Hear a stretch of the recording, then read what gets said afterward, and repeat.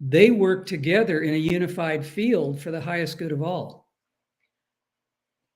So this was, again, one of the things I wanted to ask you about this morning again, about the unified field, about the six, about Larkma's energy coming together in group.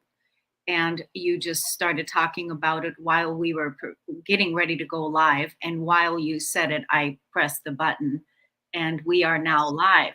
And so welcome everyone to the Kornelia Stephanie Show. It's an honor and a pleasure to be with you today. I am here with my beautiful friends, Pia and Cullen, who are tirelessly supporting the evolution on this planet with their beautiful work that they're doing, writing books, doing international calls, raising the vibration of the planet, educating, and doing amazing work with our collective evolution. So I'm so grateful. And we are here to have our monthly talk about what we're doing here on planet Earth. What are we doing now? How are we co-creating now? And what's the best possible way for us to really rise into our highest and best? And so I'm Kornelia, and I'm a spiritual mentor. I'm a businesswoman, and that's all. So here we go. Let's talk about right away what you were just saying about the energy of Larkma, what that energy is about, because, and put some context to it too, Cullen, if you don't mind. Well, before we went live, the three of us were talking about what's happening on Earth at this time, about trying to create a unified field, trying to use our individual personalities, our individual gifts and talents as individuals, but in a greater context of a unified field of the collective that we are all part of. And what I was talking about is when our Pleiadian friends introduced themselves to us many, many, many years ago, decades ago, they said, we are 6 individual beings with 6 individual understandings, personalities, and yet we work in a unified field together. And how they described that was they said, we're 1 of 6 and 6 of 1. And what they meant by that is they have their own ideas, they have their own thoughts, but they combine those together between all 6 of them to create a unified understanding that everything they do individually and together is creating a unified unity consciousness. And that's what we have been trying to help people understand, is to move away from this idea of separation. We've been trained, to use Cullen's term, bad training, about how everything is polar opposite, which only focuses on separation instead of similarities. And when you're trying to move towards unity, it works so much better if we focus on how we are alike and use the oppositeness of our individuality to bring new ideas, freshness, other perspectives to create a larger unified field that's for the highest good of all. And that, Kornelia, is the absolute definition of the proper use of duality. Mm-hmm. We don't understand duality very well on this planet as this human race that we're part of. Duality is designed to bring differing ideas, differing belief systems, differing points of view, different perspectives together to create a better whole, where we take a little piece of this person's idea and we combine it with the other person's little piece of their perspective. And when we mesh those together, we're creating the true meaning of duality. We're creating a better whole, a more unified whole. So what Pia just said is really important, because competition has really taken over how we deal with each other instead of using the idea of cooperation. You want to talk about that, Pia? Well, we have a culture that's based on sports globally, which is all about you have to win to be number one, instead of the idea of team effort and unity. One of my favorite drawings or pictures is a picture of a young group of Africans sitting around in a circle, young African children.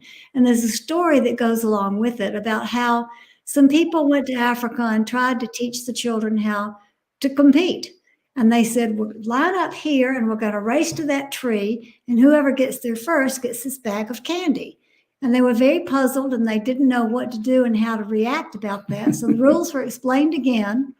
And then they said, "Okay, we're going to count to 3. 1, 2, 3, and on 3 you go." So they counted to 3. 1, 2, 3, and the children all joined hands and they all got there at the same time. That's my picture of unity. Yeah, that was a great story, because other cultures around the world, whether they're indigenous groups or just different cultures, don't have the same competitive understanding that we do in the West. They just don't understand it because they're not only nature-based, but they're heart-based, and they won't do anything that contributes to separation or it contributes to competition. They see everything as us. This is us. We're not just individuals. Of course, they are individuals. They have their own names. They have their own identities. They may be tall, short, slim, heavy. It doesn't matter. But they work in a unified way. And we need to recreate that in the West because we have absolutely lost that sense or that sensibility about ourselves. All you have to do is look at corporate America. And I have to say that the field of psychology has fostered that as well, because psychology for the last 100 years has been all about individuation, me, express my truth, all this stuff about me instead of get over yourself, let's get on with it and be unified and happy. Yeah. I think, the expressing yourself, expressing your truth movement, right? That has been, it's like so everywhere, right? Mm-hmm. Everyone is expressing their truth and you don't even know what's what anymore. I think, that was also, taken overboard, if you will. That's probably the best word.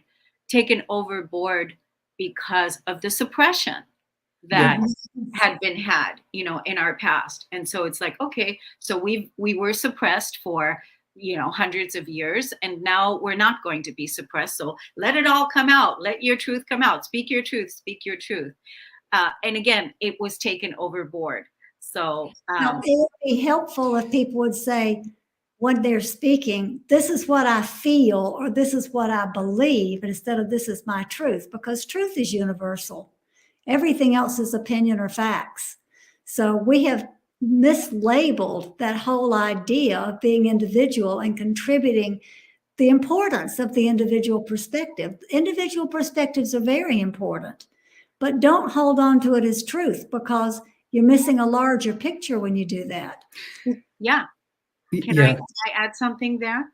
Sure. It's because when you are missing the other person or person's input of their uniqueness and their contribution, which again then creates that unified field. If it's just your truth or one truth, then there's a missing piece. We haven't heard the other, and it's also part of the other, right, Cullen? Absolutely. That puts us into a whole topic of listening, because we don't listen very well. We're so quick. When someone's talking to us, whether it's, as you said, a single person or a group, we're formulating what we're going to say back to them before they're even finished with their thought. Mm-hmm. We need to stop doing that, because we need to fully listen to what someone has to say so that we can get the big picture, the whole picture of what they're trying to communicate. But we often interrupt, or we often want to tell our story instead of listening to their story. And that doesn't give anybody a complete picture of what's going on. So you're absolutely right. It has to be as important listening to someone else as needing to tell what we want to share. Mhm. And it's amazing. I have a Chinese friend that I just love, and she told me about 20 years ago. And I don't know if she was aiming this at me. I mean, I'm laughing because she was probably aiming this at me, but she may have been speaking generally. I'm not sure. But she said, "Do you know why we have two ears and only one mouth?" Wow, I never heard that before. And I looked at her and I said, "Wow, you're telling me that we're more involved in speaking than listening." And she said, "That is exactly what I'm trying to convey to you." And that really struck me. A simple symbolism. I mean, a very simple numeric symbolism. Two ears to hear, but only one mouth to speak. And I think I thought I was a pretty good listener before that. But after she mentioned that to me, I decided, well, maybe I better look at myself and realize, am I listening well enough? Am I listening thoroughly enough before I begin to speak? And it really had a pretty tremendous effect on me. I think that's pretty important. I think it's important to when you listen and you become a better listener, because that was actually my theme for 2021. Because I usually go in with a theme instead of a word. What do I really want to embody this year? And so 2021, it was to be a better listener. And it was really interesting because people that know me said, you already are a really good listener. Why do you want to do that? Well, I want to be a better listener, even better than that, right? I want to listen to things that I haven't heard. I haven't even opened my sensory abilities to, right? Because uh,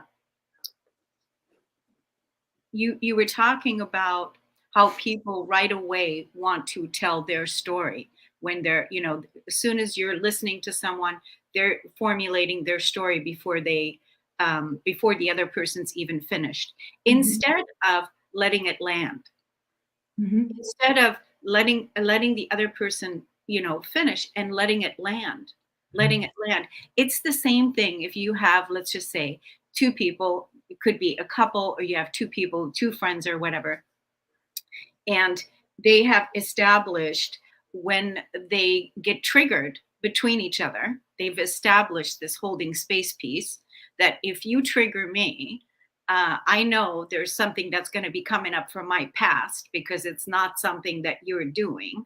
So if they've established that part, right, where they listen to each other, that's a really good way to hold space for each other and listen to each other, because the person that's the trigger is not going to be coming from a blame place. Well, you did this and you did this. It's that thing again. We're listening and holding space and being present for each other really is healing. Mhm. That's right. It is. It is. I have a very short, funny thing to say. When we first met our Pleiadian friends, Larkma, they made a statement about how we speak and how powerful our thoughts are, and when it's appropriate to speak and when it's not appropriate to speak. And they have no judgment. They are just loving beings. They don't judge. They just give observations. And they said something to Pia and me that we thought was really funny. Do you want to? And they've said it often in groups since that time. They've brought it up also. Go ahead. Well, they said, when you have a thought, instead of just feeling like you have to speak it, you have to just pronounce what this thought in your mind or your heart or your gut is. Why don't you walk it around the block? Take that thought with you for a walk around the block and then come back And just give it a little air, give it a little space before you decide to actually speak it. And we thought that was really funny. We thought that was really humorous and educational at the same time. But we're all ready to blurt out what we think is so important when we're in a discussion. And maybe we need to let some space in between our thoughts before we speak them and just give it a little time. I like the walk around the block. We've talked about this on the show before. I Yes. remember that. That's it. I like the walk around the block. I like the space. I like not filling in the space right away with other things, words or whatever. I like to create the space. I think that is also the energy of the divine feminine in all of us that is bringing healing and nurturing to the planet Yes. through us. And that is the space to be, and the space to feel, and the space to receive, and quiet in that time, right? Yes. Yes. Yep. Yeah. Yes, completely. Yeah. So here we are. It's November, almost December 2022. This year has been just like, wow.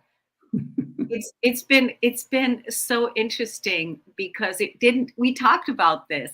It didn't turn out to be anything like I thought it would.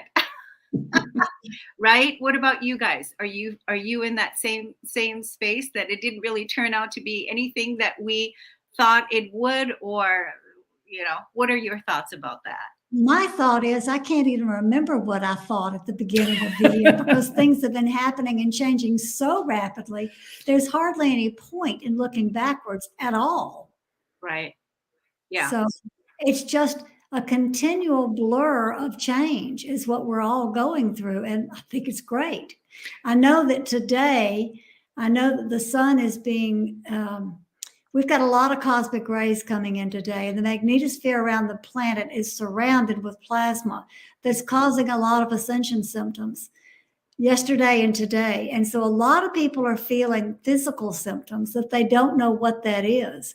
And I think these symptoms that come and go as the waves of energy come and go also are part of this rapid change because our entire bodies at a cellular level are being changed. And when we participate with the energies that are coming in with an attitude of light and trust, we are doing our work to evolve ourselves and empower ourselves to be higher levels of being. Yes. Yesterday I felt complete exhaustion. Mhm. I Yes. was exhausted. It almost felt like there was a part that felt a little bit wired, like, and then there was a greater part of myself that felt exhausted, like I want to sleep and not really able to, right? It was Well, that type of feeling. exactly the energy of when the cosmic rays are really coming in. The KP index has been at 0 for record time in the last few days. It's been at 0 for the last 9 hours right now. And when the KP is at 0, the cosmic rays are really coming in and they build plasma around the earth that create an effect in our electromagnetic bodies. So we're going to experience the sense of being wired simultaneously with fatigue, dizziness, digestive distress, migraine type headaches, and insomnia. All of those are part of adjusting to this wave of energy that's coming in. It's a great experience of duality to be feeling at one moment that you're wired and that you have so much energy, and then the next moment the fatigue sets in and you just want to go to bed. You just want to lie down. Mm-hmm. That switch back and forth it's really tremendously, I guess I could use the word upsetting to the human body, because the body doesn't know how to cope with being energized to the point of really feeling wired, and then so tired that we feel like we can't possibly carry on the duties and the responsibilities that we have. And yet, Kornelia, that takes us exactly where you were talking about a minute ago about nothing is what we expected. Because when we're going through this, we expect that we're going to go through our regular day, doing our regular duties, and everything's going to be fine. And then whammy, all of a sudden we don't feel the same. So this not being what we expect is really dissolving our expectations on multiple levels. Don't expect anything, just be with it. Yeah, I mean, and really, again, what came up for me is this whole, I think the part that is being collapsed and shattered too, being released and let go, is, the ego, the mind that wants to know what's going to happen, or, that wants to, do something in order to feel secure or whatever, right? And Yes. I think that's the energy, and we are. The more that we can embrace the uncertainty in the now moment, when it's happening, where that energy is coming up, the better for our well-being, because we remind ourselves of, to embrace uncertainty. But you, Colin, said something earlier about Larkma, and that is something that is really standing out to me right now in my reality as well, and that is being the observer. Observing, because really those of us that have cleared and done the heavy lifting, if you will, the transcendence of all of the things that we've transcended throughout doing that inner deep, deep, deep soul work that we've been doing for the last decade or 2 decades for some people. And now, where we have transcended the polarization, if you will, through, clearing all of that energy. It's different for us now.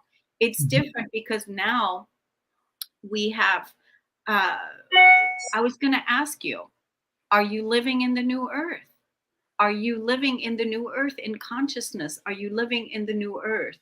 Because that is the place that we are inhabiting in our consciousness, in our being, in those moments when we embrace uncertainty, in those moments when we're observing, in those moments when we're allowing for listening and being. That is the new earth. That is all part of that. So this for me has really come up, that now we are even more, I am observing and really having space to observe and be patient and be neutral in that space. You ask if we're living in the new earth, and I would say to me that question defies an explanation, because when you're in the present moment, there is no definition of where you are. You're just in isness. You don't define it by what is left that is no longer there or what you expected to be here. You're just in the pure experience of the present moment. So for me, where we are is defying explanations on all kinds of levels. We're just in transcendence, in empowerment, in participation. And our participation comes through our conscious choices and our alignment with the light, moment by moment by moment, which is raising the vibration of all of humanity, whether they know it or want to be part of it or not. Well, and I would add to that, for me, that seems like what the new earth is, being in a non-judgmental place. When you use the term observer, I think it's really important to know or understand that being a pure observer is from a place of non-judgment. It's a place of just purely, absolutely purely just observing what's going on. We're not identifying good, bad, negative, positive. We're simply seeing what is available in that exact moment of our experience. So to answer your question from my point of view, I think we're creating the new earth by stepping away from separation, judgment, projection, all those things that separate us. So when we talk about the great split, I think the great split has already happened. And I think people who are living and working through higher consciousness are already in that new earth experience. Exactly. And that's why I'm asking that question, because I feel like those of us that have moved beyond the separation, that are already living in the observer, that are already making those choices, because I want to acknowledge those of us that are in the practice of living there, because I feel like those of us that are here now in this new earth consciousness embodiment, that we are here, and the people that are looking to us, or are listening to us, or are seeing us, they are then able to make the choice. Do they also want to move higher in their consciousness and live in freedom, and live in prosperity, and live in abundance, and live in freedom? Again, it's that, being free from the judgments of the past, because we had believed before that we were separate from source. We had believed before that we were separate from each other. We had believed all of these things. And those of us that are the empowered creators, that are here creating, co-creating the new earth, but that are also here already living here now, and that from that place, they know there is no separation. Mhm. There is no separation. And, the whole piece about the judgment piece, it's like one of the things that you said about Larkma, they are non-judgmental. They are observers. So when you are going through your experience in your daily life and something happens that is disturbing or whatever, how are you responding in that situation? Are you observing it without judgment and just being in it, and allowing it to dissipate, allowing it to move through without anything, and maybe walking around the block, coming back at it tomorrow or whatever, with a completely different, because you didn't place the judgment, you didn't perceive it or judge it as wrong or bad. It just is, right? That's living in a neutral place, taking a neutral position. Things are always going to happen to us, no matter how enlightened we may become. We will still have challenges, but those challenges don't have to upset us. Those challenges do not have to cause an emotional reaction. Those challenges can simply be a way of seeing a different perspective, a different way of approaching what comes to us. Do you have a thought on that, Pia? I would like to take this in a little bit different direction and build on your thought. And my thought is, we have the opportunity to make these tremendous evolutionary leaps every 260 days, according to the Pleiadian Earth energy system. They're called collective shadow cycles, which gives the whole of humanity a chance to change their perspective, drop their beliefs, and do things differently.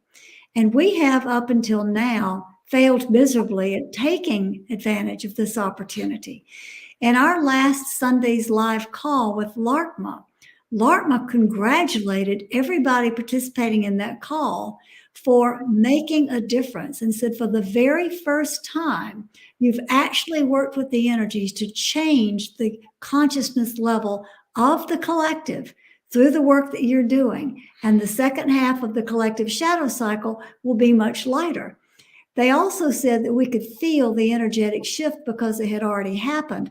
Well, before that live call, Cullen and I were already feeling a tremendous shift that we didn't know, okay, what is this? What happened? So Larkma explained it by saying, all of us who are points of light and a networking of light placed all over the globe, who have been doing all this work you and Cullen just described so beautifully, are in a place of making a difference for everyone, for unity, for the highest good of all, and for our evolutionary leap. So, yay, we did something wonderful. And it's interesting, Pia and I are watching humanity, every time we're in public,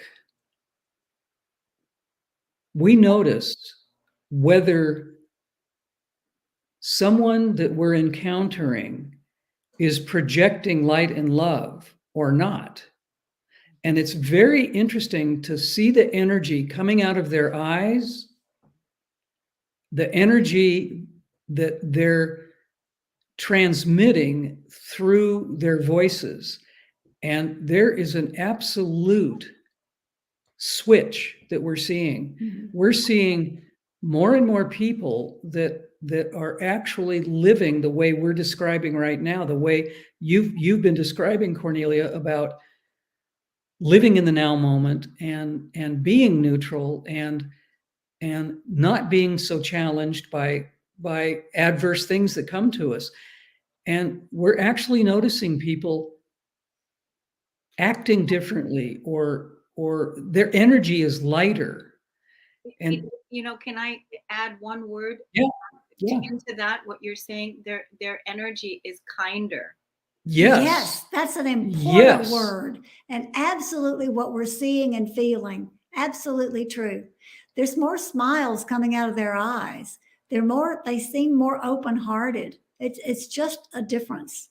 And when we encounter this, and we're doing this on a regular basis, when someone smiles at us or we see that glitter in their eyes, instead of just observing it, we actually stop and we say something to this person that we're observing. And we'll say something simple like, "You have a really beautiful smile," or we really see who you are through your eyes. And Kornelia, when we say this to someone out loud, they melt. They absolutely melt. Their smile, I'm getting goosebumps telling you this, their smile increases. The recognition is honored. And they will either feel seen or loved in a way that they're not used to. And it brings tears to their eyes, male or female. And they really get something. They realize that someone actually sees who they really are.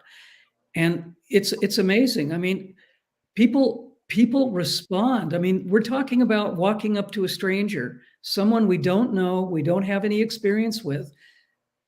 We just have the courage to simply see and feel what's going on. And we verbalize it, and it makes a tremendous difference. It's just incredible.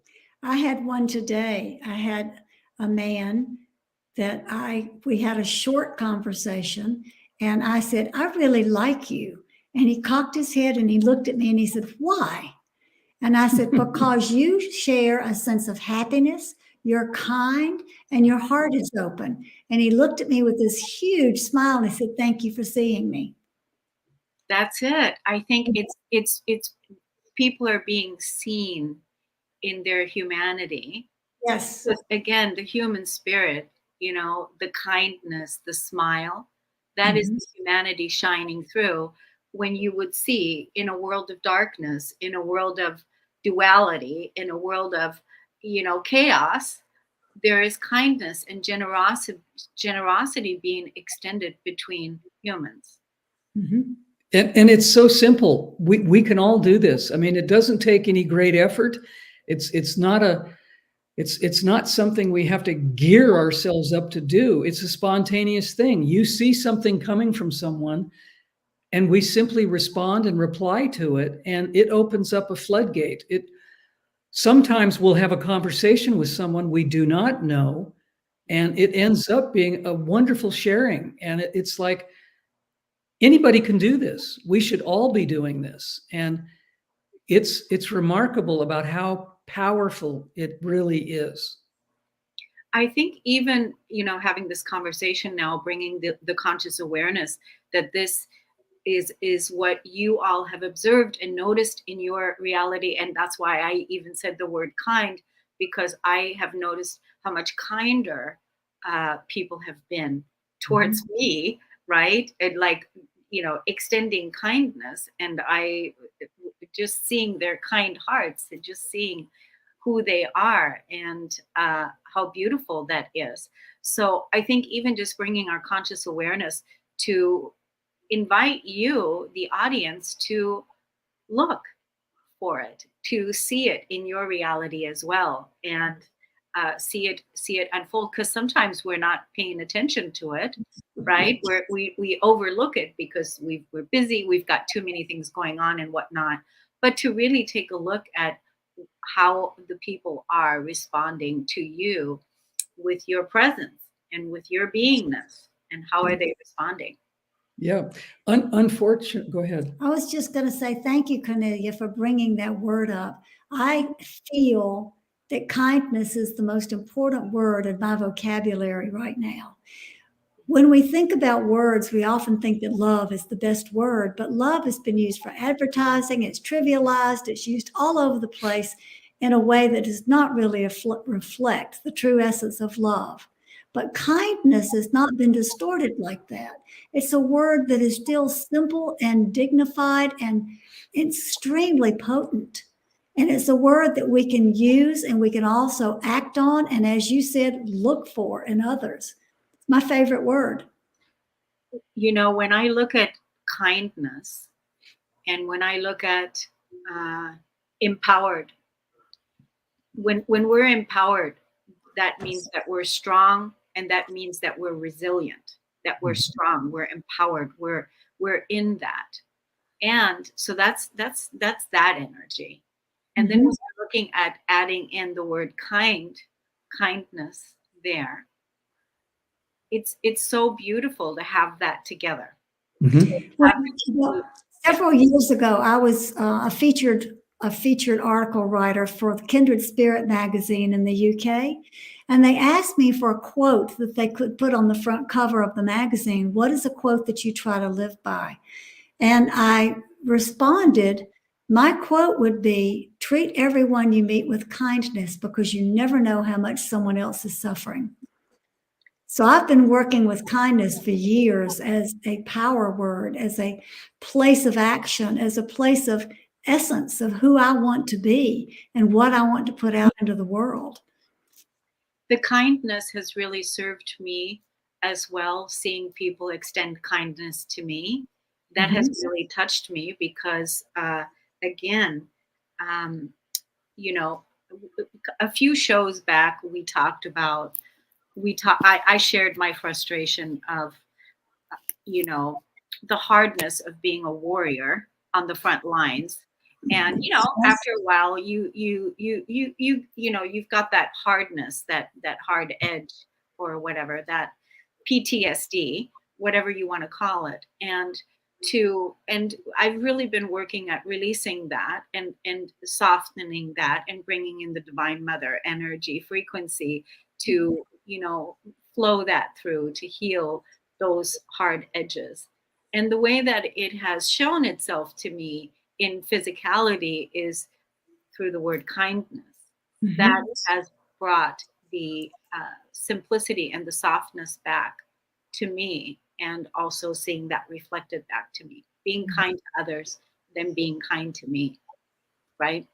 Yes, yes. Absolutely. I think what both of you are describing about kindness and being in a space where we can communicate differently with others, I think this is an outreaching of the divine feminine coming back. I think this is an aspect of the divine feminine that's in a sense of resurgence right now, because I think people are feeling the divine feminine in themselves, men and women, not just women, but men and women. And I think what we've been talking about for the past few minutes is directly connected to the divine feminine, because kindness is certainly one of the attributes of the divine feminine. And I think this proves, for people who need proof other than just knowing, that the reason we're seeing more kindness, the reason we're seeing more smiles, is it's the divine feminine speaking through many of us. Yes. And after you know, all the work.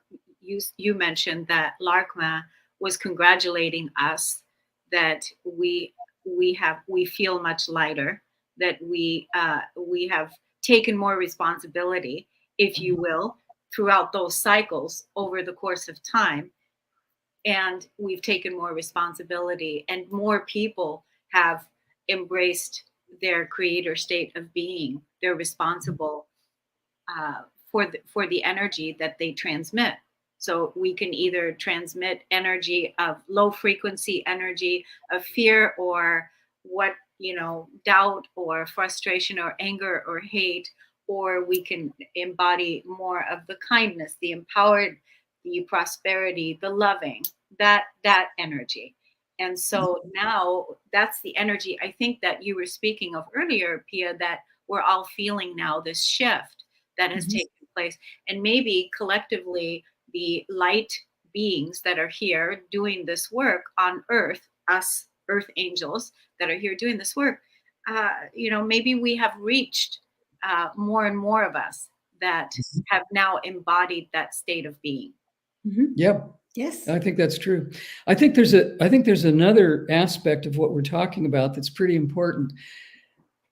Unfortunately, we've been trained as children not to speak or talk to strangers. We've been told that strangers can be dangerous, strangers can be problematic, strangers can be an unknown factor in our lives. And so from childhood, we've been told, be careful.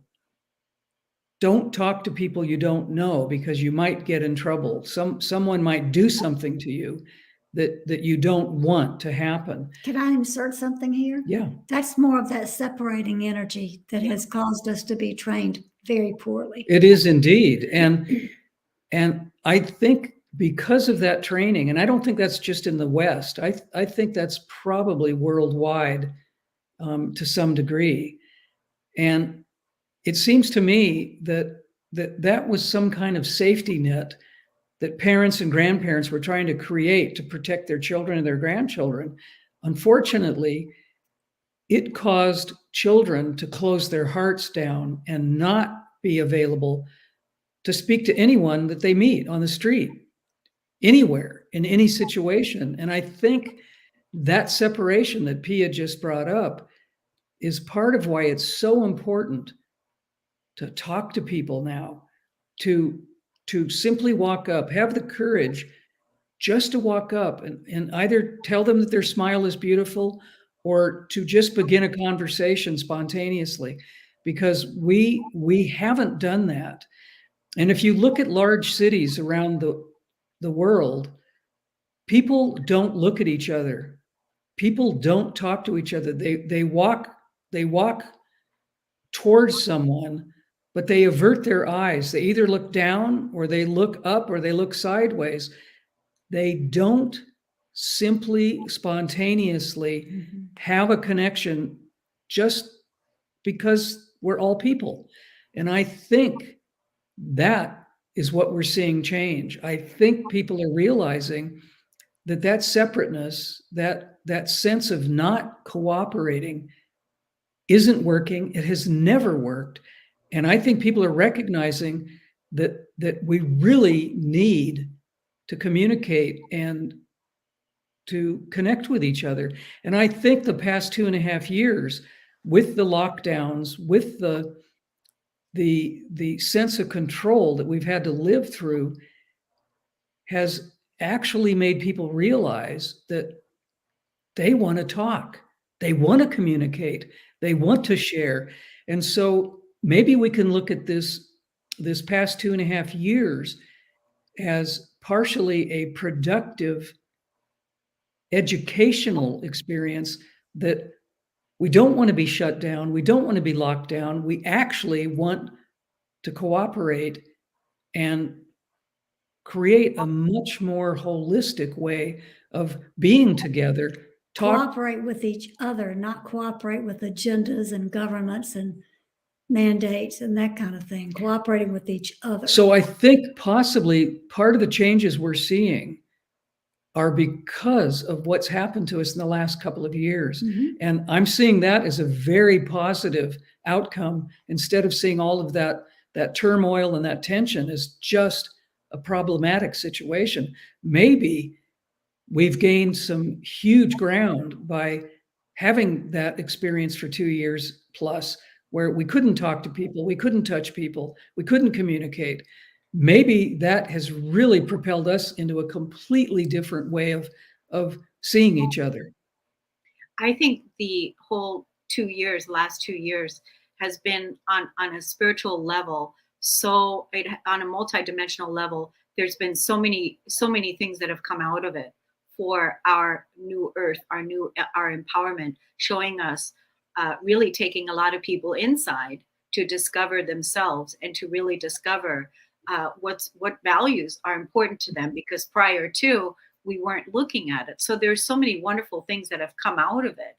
And at the same time, wearing those masks. And when you were talking about, seeing a person smile, having those masks on, not seeing a person smile, right? And people not looking at each other, has also been a part of what has been, dying our human spirit, if you will, because humans crave connection.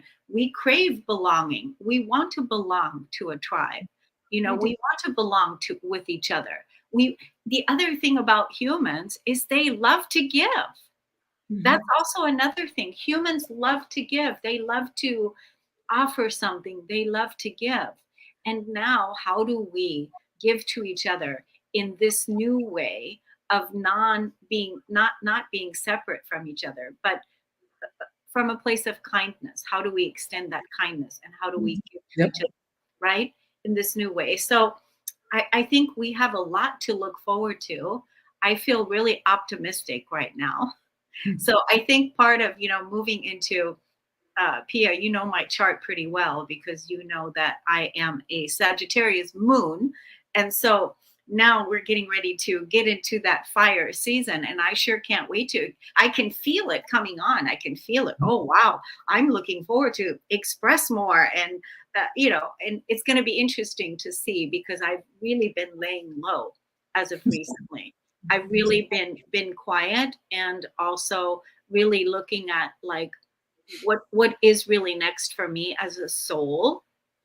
What's important for me as a soul? What is it that I want to express next? So it's interesting, moving into this enthusiasm of the Jupiter and the Sagittarian fire coming up. What do you say about that, Pia? I say bring on the fire. Yeah. I'm really looking forward to that passion. I'm looking forward to that, because it's been, we haven't really had any fire in, because we've been in the water, in the Scorpio waters right now. And prior to that, we were in the air. And now we're going to bring the fire element in. And I'm excited about that, because it's going to get warm. It's going to be loving, passionate. These are all the energies while everything is unfolding the way it's unfolding. That's the joy and the passion that we're going to be extending and expressing to each other. And as you know, having a Sagittarian moon, Sagittarius is ruled by Jupiter, the planet of expansion. So if we take this enthusiasm that you're talking about and we share it with everyone else, we are expanding in a very positive way. That's what I'm feeling. That's what I'm feeling is happening. I think even, giving myself the time that, and that was also another thing I was feeling in this past week. Because a lot of times, I live alone. And so I talk to myself. You two probably bounce things off of each other and talk to each other. Well, I talk to myself also. I'll talk about my feelings, what I'm feeling. I'm feeling this. I'm feeling this. I'm feeling this, so I can hear it. And that, that I'm acknowledging what I'm feeling. And what I have been feeling is that I need time, and not time the way we perceive, the way that we've been told about time, but I need space. And basically I need space to come into it, to really allow myself the space to be. So to not be in a hurry. My mind might want to hurry up and tell me to get on with things, but my inner being, my greater being, my physical body wants space. It wants time. It wants beingness. And so that's interesting. So in allowance of all of that, giving myself that, because I even said to myself, hey, if it takes, I don't care how long it takes. You might, it could take a month. It could take hours. It could take a year for that space and that time for you. I don't care, but you're going to get it. I'm going to give it to you. That's the way I communicate with my evolutionary self. That's wonderful. That's wonderful. But Cornelia, Madison Avenue, Wall Street, the mass media doesn't want you to do that. They don't want you to take that time. They want you to be hurried up. They want you to perform. They want you to be busy. They want you to do all the things that our humanness really wants to be. All of these influences don't want us to look inward. They don't want us to be quiet. They don't want us to be gentle. They don't want us to do all the things you've just described, because that doesn't sell products. That doesn't create what they want of us. And those outside influences are so powerful. Most people simply, whether they know it consciously or not, are driven by those outside forces. And what you're saying and what you're talking about how you're feeling and how you're living your life is what we all need to be doing. Slowing down, being quiet, being introspective. That is exactly what humanity needs. Larkma told us years ago that, and I know we've said this to you before, the best thing that could happen worldwide would be a 2-week snowstorm for the whole world, so that people would slow down, quiet down, be still, and just listen to themselves, just listen to their hearts. And you're doing that very thing. And the world doesn't want us to do that, because the world wants us to comply with all the things that they are creating for us to make us who they want us to be. And I think one of the most important things right now is for us to stand up and say, we don't want that. We want to be who we are. We want to be powerful. We want to be individual, but part of the collective. Connected Connected to nature, connected to each other. So what you're talking about is extremely important right now. This is also, I was listening to my own mind, because the programming from the mind that is saying you should be, and then my inner being, my feeling is like, I don't want, I need space, I need time. I don't want what the mind says. I don't want that. And then at the same time, being around entrepreneurs or people in my business world, where everyone is doing that thing that people do when we get to the end of the year, and 2023 is right around the corner, and they're all gearing up to, let's have it all planned out. Let's get it all planned out, map out the entire year. And what is your first quarter going to be like in the first 2023? And that just is completely the last thing in the world that I want to do, because I want to go in. I'm still digesting the life's experiences from this year. And frankly, my new year doesn't begin until the spring. Yes, there's 2023. That's going to happen in January, of course. But really, I have no idea, because I'm still in the last quarter, getting ready to go into the last quarter of the year, pretty much, So, and being around a lot of people that are doing that, then I just, I get to stand in my own then and see how different I am from that. Yeah. Yep. Yep. That's part of the understanding of the great split. That's part of the understanding of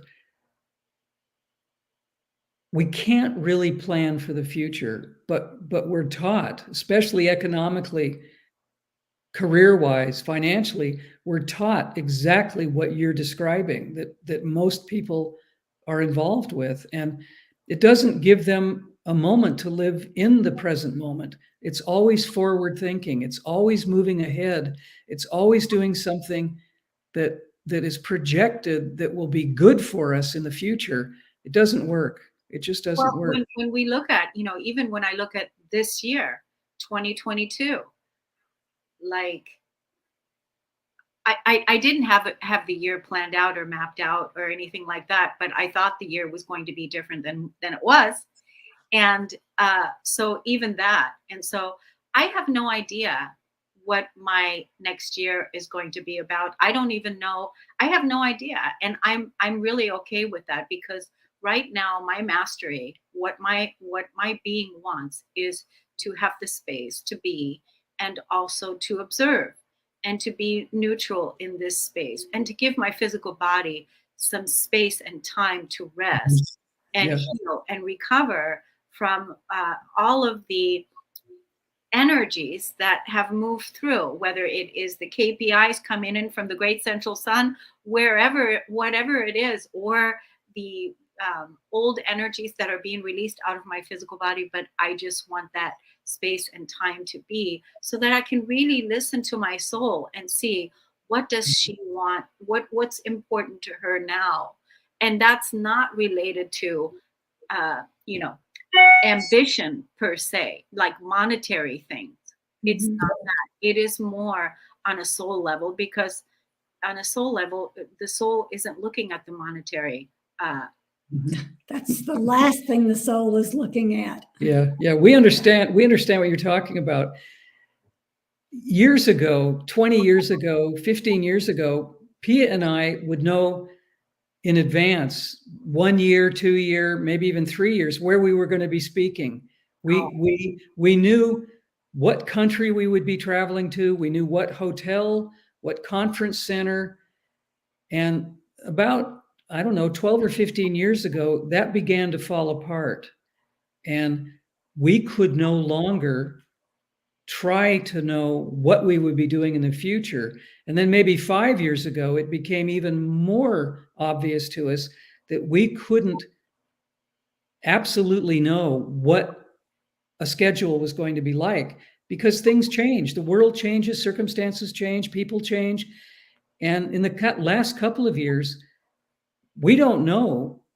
I mean, we still keep a calendar, obviously, and we still make professional, responsible appointments, but projecting into the far future of what we will be doing, because of the energies that are present here now, is impossible for us. We can't be in that futuristic linear timeline. It simply doesn't work. One of my greatest feelings that I love is taking spontaneous action. So basically, I'm in my feeling good vibration. I'm feeling good. I'm feeling empowered. I'm feeling in my joy, whatever the feeling is. And then all of a sudden, I'll get like a download or something, like, something to do this, or go here, or pick up the phone and call this person. And that is always the most fun for me when I do that, because I call that the spontaneous action. And that always brings the greatest feelings. That's your Sagittarian moon influencing, because your moon is what you feel is most important to you. That's the joy, the optimism, all of the things we talked about earlier. And that's what's coming in when the moon moves into Sagittarius for all of us, that we can look forward to experiencing.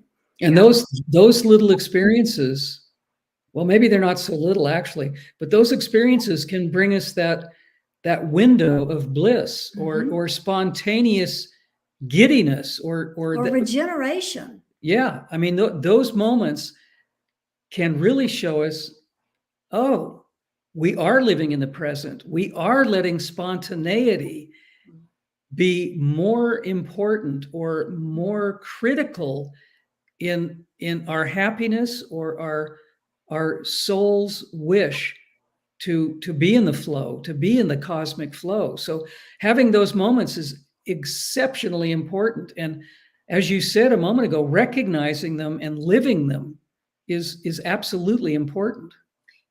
One other thing I want to say to that, and then I want to let everyone know how to get in contact with you all with the work that you're doing, is when you're coming from a place of spontaneous action, those remote viewers out there wouldn't be able to remote view, because you're coming from a place of spontaneous action, because you are deciding that in the moment, and it is not something that is, that's why that spontaneous action is so freeing and is the most authentic way to live and be. It's something that cannot be manipulated. Exactly. It can't be manipulated. And those interferences or whatever that might want to interfere with whatever, just be spontaneous in your action, and it's all good, because Yeah.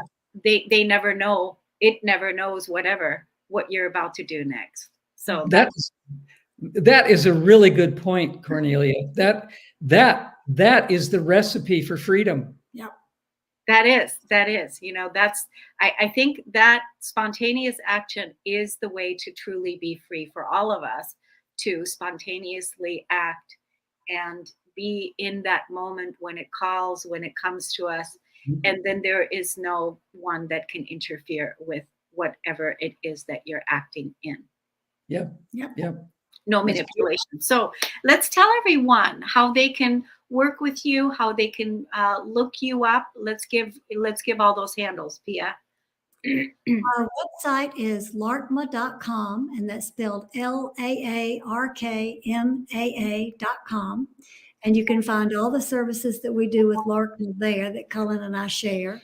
And if you want to get involved with the Pleiadian Earth energy system and have a chart done for yourself and your own energies, or get dietary guidance, or any other services that I offer, you can find me on piaorleane.com, PIAORLEANE.com. And both of these websites have an incredible amount of information about our services, about what we offer, and archival information, things we've done in the past that are available for people to view or listen to now.